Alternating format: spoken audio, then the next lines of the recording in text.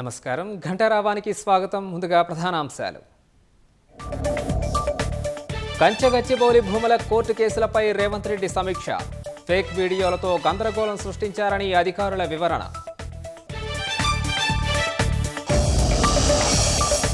పెట్టుబడులు ఆకర్షించేందుకు కృషి చేస్తున్నామన్న శ్రీధరబాబు.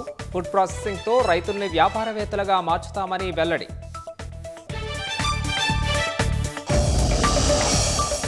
బీజేపీ పోటీలోకి రావడంతో రసవత్తరంగా హైదరాబాద్ ఎమ్మెల్సీ పోరు. ఎంఐఎంకు కాంగ్రెస్, బీఆర్ఎస్ మద్దతిస్తున్నాయని బండి సంజయ్ ఆరోపణ. మావోయిస్టులు లొంగిపోయేలా చేసే గ్రామాలకు కోటి నజరానా. కొత్తగూడెంలో జనజీవన స్రవంతిలోకి 86 మంది నక్సల్స్. రక్షణ రంగంలో పరస్పర సహకారానికి భారత్, శ్రీలంక ఒప్పందాలు. ట్రింకోమలిని ఇంధన కేంద్రంగా అభివృద్ధి చేసేందుకు అంగీకారం. ట్రంప్ ప్రతీకార సుంకాలతో అగ్రరాజ్యానికి తప్పని ముప్పు. ద్రవ్యోల్బణం, నిరుద్యోగం భారీగా పెరగనుందని ఆర్థికవేత్తల అంచనా.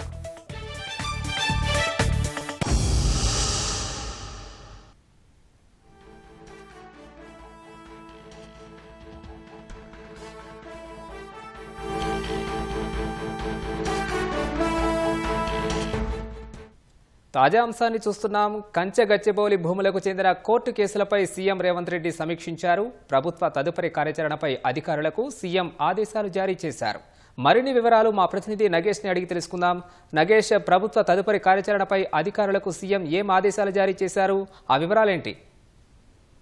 అనుదీప్, కంచగచ్చిబౌలి ఈ భూములకు సంబంధించిన అంశం పైన ముఖ్యమంత్రి రేవంత్ రెడ్డి సమీక్ష నిర్వహించారు. అసలు ఈ వివాదం ఎందుకు తలెత్తింది, కోర్టులో ఉన్నటువంటి అంశం ఏంటి, కోర్టు ప్రభుత్వాన్ని ఏం ఆదేశించింది అనే విషయాలపైన అధికారులు మంత్రులతో సుదీర్ఘంగా సమీక్షించారు. దీనికి సంబంధించి ఆ సమీక్షలో ఈ భూములకు సంబంధించిన వివాదంతో పాటు పలు అంశాలు ప్రధానంగా చర్చకు వచ్చాయి. కంచగచ్చిబౌలిలోని సర్వే నెంబర్ 25లోనే గతంలో ఇదేమి మొదటి నిర్మాణం కాదు, సుమారు 25 సంవత్సరాలుగా అనేక ప్రాజెక్టులు నిర్మించినట్టుగా ముఖ్యమంత్రికి అధికారులు చెప్పారు. కేవలం ప్రైవేట్ అపార్ట్మెంట్ నిర్మాణాలే కాకుండా ఐఎస్బి, అదేవిధంగా గచ్చిబౌలి స్టేడియం, ట్రిబుల్ ఐటీ ఇలాంటి ప్రభుత్వం సంబంధించిన అనేక నిర్మాణాలు కూడా ఇదే సర్వే నెంబర్ లో గతంలో జరిగాయని, అప్పుడు గతంలో ఎన్నడూ కూడా ఇలాంటి వివాదాలు జరగలేదు, ఆందోళన జరగలేదు. ప్రధానంగా వన్యప్రాణుల సంరక్షణ, పర్యావరణ విధ్వంసం అనేటువంటి వివాదాలు గతంలో ఎప్పుడూ రాలేదని ముఖ్యమంత్రి చెప్పారు. ఈసారి అదే సర్వే నెంబర్ లో ఉన్నటువంటి ఈ 400 ఎకరాల్లో ఇప్పుడు ఎందుకు వివాదం తలెత్తుతుందని ముఖ్యమంత్రి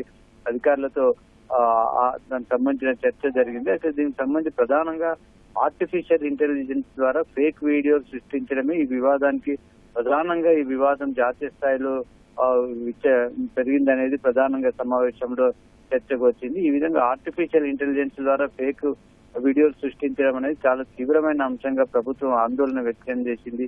దీనికి సంబంధించి ప్రధానంగా ఇదంతా కూడా వివాదం పెరగడానికి, ఆజ్యం పోయడానికి ప్రధానంగా ఈ సోషల్ మీడియాలో తప్పుడు ప్రచారం జరగడమే ప్రధానమైన కారణంగా అధికారులు ముఖ్యమంత్రికి వివరించారు. దీనిపైన ముఖ్యమంత్రి కూడా ఆందోళన వ్యక్తం చేశారు.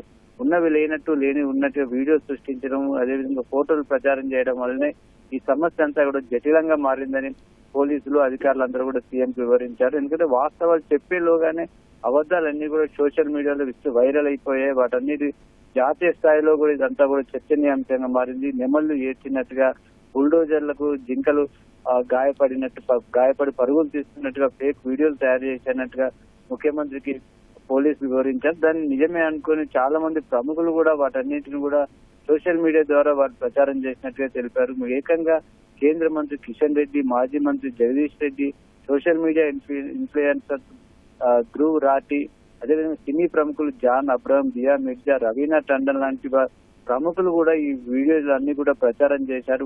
దాంతో ఒక్కసారిగా ప్రచారం జాతీయ స్థాయిలో విస్తృతంగా ప్రచారం జరిగినట్టుగా దీంట్లో కూడా సామాజికవేత్తలు నిజమేనేమనుకున్న ఆందోళన కూడా ముఖ్యమంత్రి వివరించారు. వాస్తవానికి ఫేక్ వీడియోను మొదట పోస్ట్ చేసిన జర్నలిస్ట్ వెంటనే దాన్ని తొలగించినప్పటికీ వారంతా మిగతా ప్రముఖులు కూడా దాన్ని అంతా గమనించకుండా విస్తృతంగా ప్రచారం చేసినట్టుగా సీఎంకి వివరించారు. దాంతో ఇదంతా కూడా ఈ ఫేక్ వీడియోలను ఏదో విధంగా కట్టడి చేయాల్సిన అవసరం ఉందని సమావేశంలో ఉన్నటువంటి ముఖ్యమంత్రి, అదేవిధంగా ఉప ముఖ్యమంత్రి, అధికారులందరూ కూడా ఒక అభిప్రాయానికి వచ్చారు. ముందు సుప్రీంకోర్టులో విచారణ జరుగుతుంది కాబట్టి ఈ ఫేక్ వీడియోలకు సంబంధించిన అంశం, దీనివల్ల జరిగినటువంటి రాద్ధాంతాన్ని అంతా కూడా సుప్రీంకోర్టుకు వివరించి దీనిపైన ఒక విచారణకు సుప్రీంకోర్టే ఆదేశించే విధంగా ప్రభుత్వం తరఫున గట్టిగా కోరాలని సమావేశంలో నిర్ణయించారు.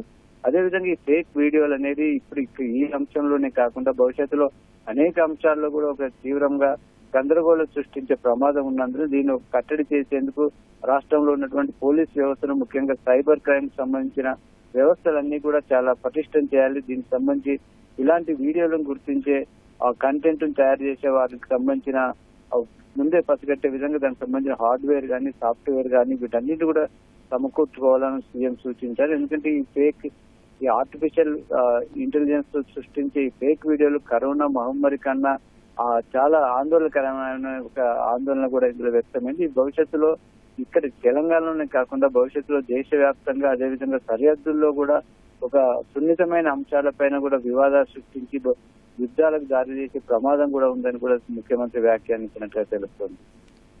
ధన్యవాదాలు నగేష్. పెట్టుబడులు పెట్టేలా పారిశ్రామికవేత్తలను ప్రోత్సహించాలని లాటిన్ అమెరికా, కరేబియన్ దేశాల ప్రతినిధులను ఐటీ, పరిశ్రమల శాఖ మంత్రి దుద్దిళ్ల శ్రీధర్బాబు కోరారు. హైదరాబాద్లో పరిశ్రమల ఏర్పాటుకు ఉన్న అనుకూలతలు వివరించాలని విజ్ఞప్తి చేశారు. గ్లోబల్ ఇండియా బిజినెస్ ఫోరం ఆధ్వర్యంలో నిర్వహించిన ఇండియా, లాటిన్ అమెరికా మరియు కరీబియన్ కంట్రీస్ బిజినెస్ కాన్క్లేవ్కు మంత్రి హాజరయ్యారు. పారిశ్రామికవేత్తలకు ప్రభుత్వం అందించే ప్రోత్సాహకాలను శ్రీధర్బాబు వివరించారు. ఎంఎస్ఎంఈలు ప్రపంచవ్యాప్తంగా సత్తా చాటేలా తెలంగాణలో ప్రత్యేక పాలసీని తీసుకొచ్చామని తెలిపారు. పెట్టుబడులు పెట్టేందుకు ముందుకొచ్చే పారిశ్రామికవేత్తలకు అన్ని రకాలుగా అండగా ఉంటామన్నారు. రాష్ట్రంలోని ద్వితీయ, తృతీయ శ్రేణి నగరాల్లోనూ పరిశ్రమలు ఏర్పాటు చేసేలా చర్యలు తీసుకుంటున్నామని శ్రీధర్బాబు వివరించారు.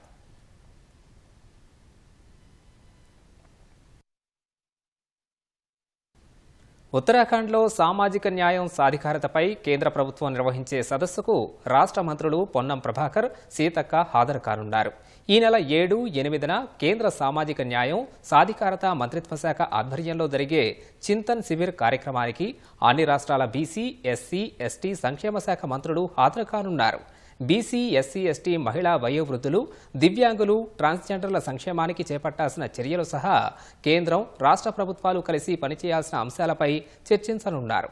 రాష్ట్రంలో అమలవుతున్న సంక్షేమ కార్యక్రమాలు, కులగణన, బీసీ రిజర్వేషన్లు 42% పెంపును మంత్రులు పొన్నం ప్రభాకర్, సీతక్క వివరించనున్నారు. సంక్షేమం, సామాజిక న్యాయం కోసం మరింత సహకరించాలని కేంద్ర ప్రభుత్వాన్ని మంత్రులు కోరనున్నారు.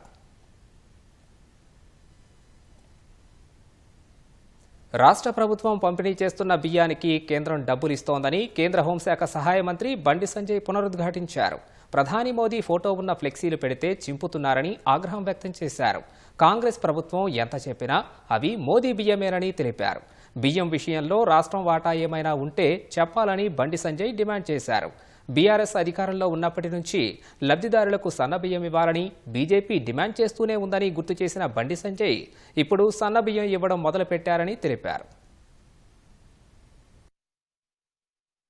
మోడీ గారి బియ్యంకి ఇచ్చేదానికి 30 రూపాయలు కేంద్ర ప్రభుత్వం ఖర్చు పెడుతున్నది. ప్రతి సంవత్సరము 20,000 కోట్ల రూపాయలు కేంద్ర ప్రభుత్వం ఖర్చు పెడుతున్నది. మరి ఇస్తుంది ఎవరు? ఇలా కేంద్ర ప్రభుత్వం ఇస్తుంటే ఇక్కడ కూడా కనీసము అరే మాకు కొంచెం ఉంటది కదా, మాకు కూడా బాధ ఉంటది కదా, అరే మోడీ గారికి గిన్ని పైసలు ఇస్తుంటే కనీసం ఒక్క కానన్న పేరు చెప్పకుంటే మాకు కూడా బాధ ఉంటుంది. పేరు కోసం ప్రయత్నం చేస్తాం మేము, కానీ ఇచ్చేది కేంద్ర ప్రభుత్వం మోడీ గారి బియ్యము, చెప్పుకునే మాత్రం కాంగ్రెస్ పార్టీ. ఇలా వరంగల్లో, నర్సంపేటలో భారతీయ జనతా పార్టీ కార్యకర్తలు మోడీ గారి ఫ్లెక్స్ కడితే పోలీసులతో చింపయిస్తున్నారు. అంటే ఇంత అరాచకము. ముఖ్యమంత్రి గారి ఫోటో పెట్టుకోండి, మాకు ఏమి ఇబ్బంది లేదు, కానీ దయచేసి మోడీ గారి ఫోటో పెట్టంటారు. ఇప్పటికైనా కనీసం మీకు నీతి, నిజాయితీ, నిబద్ధత, కనీసం విజ్ఞత ఉంటే వాస్తవాలు ఒప్పుకొని మీరు మోడీ గారి ఫోటో పెట్టండి. కేంద్ర ప్రభుత్వం ఇస్తుందని చెప్పండి. మీరు దానిలో మీ వాటా రూపాయినా చెప్పుకొని, ఎవరిదంటారు రూపాయి మీరు ఇచ్చేది రూపాయి చెప్పుకోండి. 10 రూపాయలు ఇస్తున్నారు చెప్పుకోండి, 10 రూపాయలు ఇస్తున్నారు చెప్పుకోండి, చెప్పుకుంటారు. మీరు 10 రూపాయలు ఇస్తున్నారని చెప్పుకోండి, మాకు ఇబ్బంది లేదు, కానీ మోడీ గారు 30 రూపాయలు ఇస్తున్న విషయం ఎందుకు చెప్తలేరు? సమాచార హక్కు కమిషనర్లు, మానవ హక్కుల కమిషన్ చైర్పర్సన్, సభ్యులు, లోకాయుక్త, ఉపలోకాయుక్తను ఎంపిక చేసే కమిటీలు సచివాలయంలో సమావేశమయ్యాయి. మానవ హక్కుల కమిషన్ చైర్పర్సన్, సభ్యులు, లోకాయుక్త, ఉపలోకాయుక్త ఎంపిక కమిటీల్లో సభ్యులుగా ఉన్న ముఖ్యమంత్రి రేవంత్ రెడ్డి, శాసనమండలి chairman Gutha Sukhender Reddy, assembly speaker Gaddam Prasad Kumar భేటీ అయ్యారు. ఆర్టీఐ ప్రధాన కమిషనర్ల ఎంపిక కమిటీలో CM Revanth Reddy, deputy CM Bhatti Vikramarka సమావేశమయ్యారు. 3 కమిటీల సమావేశాలకు ప్రతిపక్ష నేత హోదాలో కేసీఆర్ హాజరు కాలేదు. సమాచార హక్కు ప్రధాన కమిషనర్లు, హెచ్ఆర్సీ చైర్పర్సన్ సభ్యుల నియామకం కోసం ప్రభుత్వం చాలా కాలం క్రితమే దరఖాస్తులు స్వీకరించింది. సమాచార కమిషనర్ల నియామకంలో జాప్యం జరుగుతుందంటూ దాఖలైన కేసు విచారణ ఈ నెల 8న సుప్రీంకోర్టులో జరగనున్న నేపథ్యంలో నియామక ప్రక్రియ త్వరగా పూర్తి చేసేందుకు కమిటీలు సమావేశమయ్యాయి. ఆర్టీఐ ప్రధాన కమిషనర్గా ఈ నెలాఖరున రిటైర్ కానున్న సీఎస్ శాంతికుమారి పేరు ప్రతిపాదించినట్లు ప్రచారం జరుగుతోంది. తెలంగాణతో పాటు ప్రజలపై కాంగ్రెస్ పెద్దలకు ప్రేమ లేదని బీఆర్ఎస్ అధినేత కేసీఆర్ అధికారం పదవులపై తాపత్రయంతోనే పనిచేస్తున్నారని విమర్శించారు. ఎర్రబెల్లిలోని నివాసంలో ఉమ్మడి మహబూబ్నగర్, నల్గొండ, ఖమ్మం జిల్లా పార్టీ నేతలతో సమావేశమైన ఆయన రజతోత్సవ కార్యక్రమాలు, వరంగల్ సభ నిర్వహణపై దిశానిర్దేశం చేశారు. సభకు వచ్చే నేతలు, కార్యకర్తలు ప్రజల కోసం తగిన ఏర్పాట్లు చేయాలని సూచించారు. వార్షికోత్సవం తర్వాత సభ్యత్వ నమోదు, సంస్థాగత కమిటీలు తదితర అంశాలపై దృష్టి సారిస్తామని కేసీఆర్ చెప్పారు. సుదీర్ఘకాలం రాష్ట్ర సాధనకు ఉద్యమించిన బీఆర్ఎస్కి తెలంగాణ ప్రయోజనాలే ముఖ్యమన్నారు. కాంగ్రెస్ ప్రభుత్వం భూములు అమ్మకపోతే పాలన సాగని పరిస్థితి తీసుకొచ్చిందన్నారు. గ్రామాల్లో విద్యుత్ కోతలు, నీటి కొరత ఏర్పడిందన్న కేసీఆర్ ఈ ఏడాది వర్షాలు బాగా పడినా ప్రభుత్వ వైఫల్యం వల్లే కొరత ఏర్పడిందన్నారు. ప్రభుత్వంపై వ్యతిరేకత రోజురోజుకు పెరుగుతోందన్న గులాబీ దళపతి భవిష్యత్ అంతా బీఆర్ఎస్దేనని చెప్పారు. మంచి చేసిన తమను ప్రజలు ఆదరిస్తారని అన్నారు. బీఆర్ఎస్ నేతలు ప్రజల మధ్య ఉంటూ కష్టపడాలని చూస్తుండగానే 2 ఏళ్లు గడిచిపోతాయన్నారు.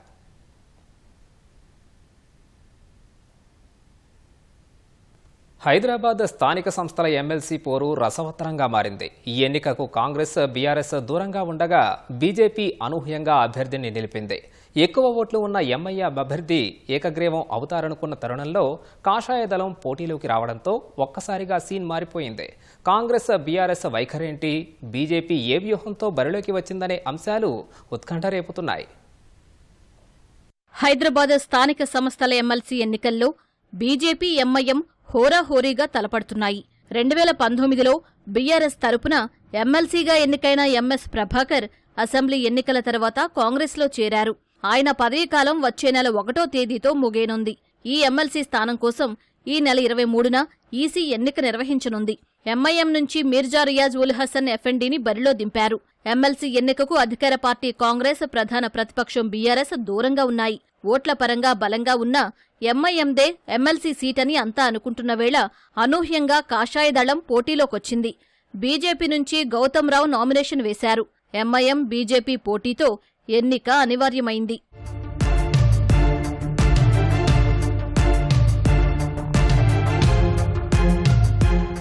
హైదరాబాద్ స్థానిక సంస్థల ఎమ్మెల్సీ స్థానం పరిధిలో ఇప్పటి వరకు ఉన్న వివరాల ప్రకారం మొత్తం 110 మంది ఓటర్లు ఉన్నారు.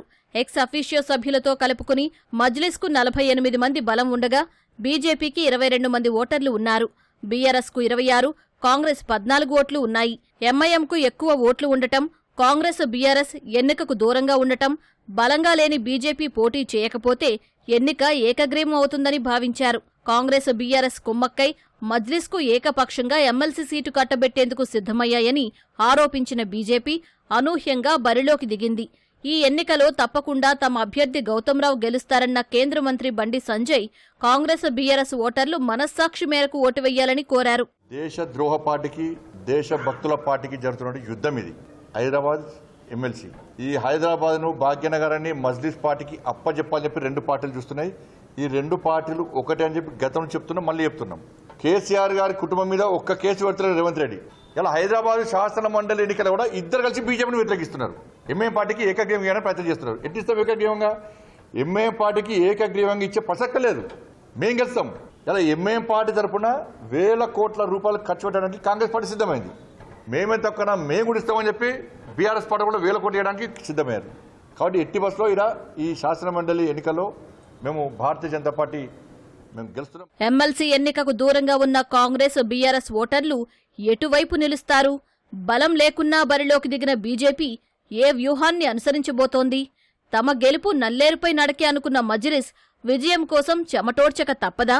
ఈ నెల 23న జీహెచ్ఎంసీ కార్పొరేటర్లు, ఎక్స్ అఫీషియో సభ్యులుగా ఉన్న ఎమ్మెల్యేలు, ఎమ్మెల్సీ, ఎంపీలు ఎలాంటి తీర్పు ఇవ్వబోతున్నారనే అంశాలు ఉత్కంఠ రేపుతున్నాయి. భద్రాద్రి కొత్తగూడెం జిల్లా పోలీసుల ఎదుట 86 మంది మావోయిస్టులు లొంగిపోయారు. కాలం చెల్లిన సిద్ధాంతాలు వదిలి జనజీవన స్రవంతిలో కలవాలన్న పిలుపుతో నక్సల్స్ లొంగిపోయారని పోలీసులు తెలిపారు. లొంగిపోయిన వారిలో కొత్తగూడెం జిల్లాకు చెందిన వారు 81 మంది, ములుగు జిల్లాకు చెందిన వారు 5 ఉన్నట్లు పోలీసులు వెల్లడించారు. లొంగిపోయిన వారికి ప్రభుత్వం నుంచి వచ్చే పునరావాసం, అన్ని ప్రోత్సాహకాలు వచ్చేలా చేస్తామని ఐజీ చంద్రశేఖర్ రెడ్డి హామీ ఇచ్చారు. గత నెలలో 64 మంది నక్సల్స్ లొంగిపోగా తాజాగా మరో 86 మంది మావోయిస్టులు జనజీవన స్రవంతిలో కలిశారు.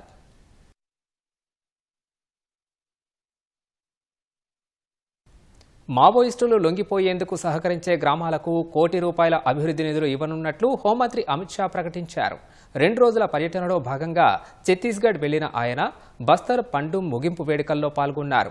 గిరిజన సాంస్కృతిక కార్యక్రమాలను వీక్షించారు. అనంతరం ప్రసంగించిన అమిత్ షా బస్తర్లో తుపాకీ మోతలు, బాంబు దాడులు జరిగే రోజులు ముగిశాయని చెప్పారు. బస్తర్లో గిరిజనుల అభివృద్ధిని మావోయిస్టులు అడ్డుకోలేరని స్పష్టం చేశారు. మావోయిస్టులు చనిపోతుంటే దేశంలో ఎవరూ సంతోషంగా లేరన్న మంత్రి ఆయుధాలు వీడి జనజీవన స్రవంతిలో కలవాలని పిలుపునిచ్చారు. లొంగిపోయేవారు సాధారణ జీవితం గడపవచ్చని హామీ ఇచ్చారు. లేదంటే ఉద్యమంలో మిగిలిన అతి కొద్ది మందిని త్వరలోనే భద్రతా దళాలు పట్టుకుంటాయని అమిత్ షా తెలిపారు. జనజీవన స్రవంతిలో కలిసిపోయే వారికి ఛత్తీస్గఢ్, కేంద్ర ప్రభుత్వాల నుంచి పూర్తి భద్రత లభిస్తుందని హామీ ఇచ్చారు. ఆయుధాలతో గిరిజనుల అభివృద్ధిని అడ్డుకోవద్దని అమిత్ షా మావోయిస్టులకు హితవు పలికారు.